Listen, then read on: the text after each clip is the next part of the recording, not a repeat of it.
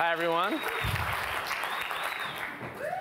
My name is Dan Barasch, and it's really fun to be back here. I'm here to share a somewhat rebellious idea with you, which is the Lowline, a plan to build the world's first underground park.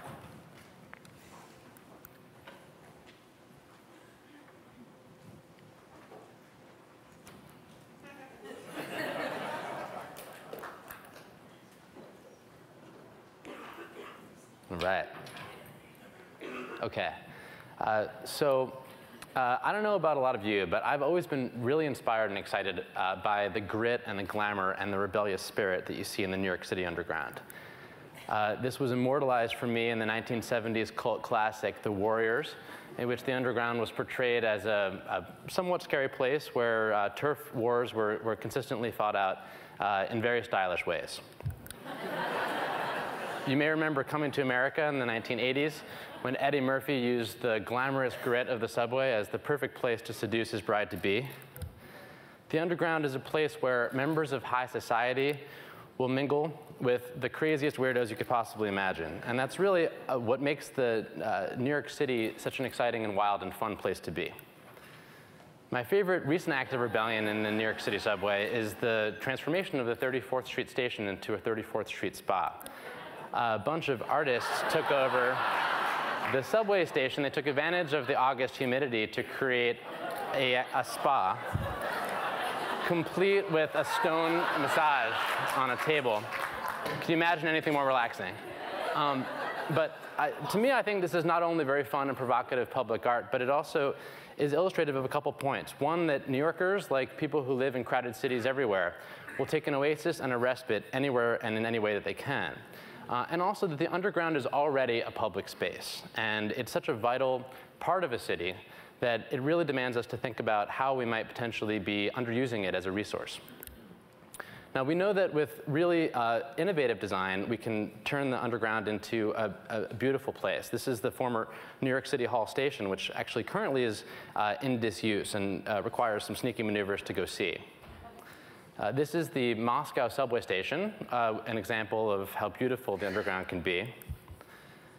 And this is the Stockholm Metro. So in cities all over the world, from Singapore to Helsinki to Tokyo, city planners have figured out how to take advantage of this vast resource below our streets. Now, inspired by all of the stunning design around the world, and also my personal love of the New York City underground specifically, it was with tremendous fascination and excitement when my friend and now business partner alerted me to this location, which is an abandoned former trolley terminal that was only used between 1908 and 1948 in New York City, on the Lower East Side of Manhattan, just a few blocks from where we live and work. We begged authorities to let us get into the space. And here's a photo I took on my iPhone, not a great photo, but it shows just the colossal scale. It's all still there, and it's roughly football field-sized space.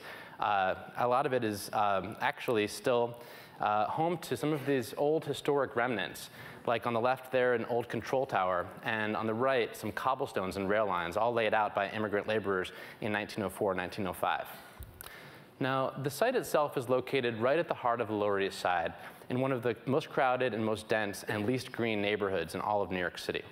So, my now business partner and friend and I started thinking about how could we potentially take back this space, use it for the community somehow, and even make it green.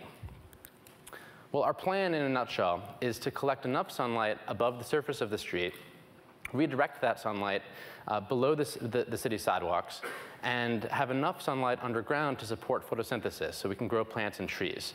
But potentially more importantly, have an environment that actual humans would really want to spend some time. So with this technology, we'd be able to take a space that currently looks like this and turn it into something that looks like this. A totally new kind of park that's really warm and inviting. We first shared some of these images all the way back in 2011, which really show our objectives of both preserving some of that old history in the space and also installing some of this new, very futuristic solar technology. But very quickly, we saw that people were extremely excited about the idea, but really wanted to see and feel how it would look in practice to really understand the concept. So without asking anyone's permission, we decided to build a technology demo in an abandoned warehouse. And here's us hand-stitching together a colossal solar canopy, which we then hoisted up to the roof. Here you can see it's an actual photograph of the solar canopy underneath, where you can see 6 solar collectors above streaming in natural sunlight into an otherwise dark space. And then this is an actual photograph of the final technology exhibit, where you can see a live green space illuminated by natural sunlight in a dark space, featuring a 5,000-pound Japanese maple, mosses, ferns, and even some mushrooms that grew. Then we invited in the community to come and see and experience it, and 11,000 people came to see it in just a few weeks. So we were really just energized and excited about all of the interest, but we also had a clear sense that there were a lot of opinions and perspectives on what this space could be and what it could mean for the larger community.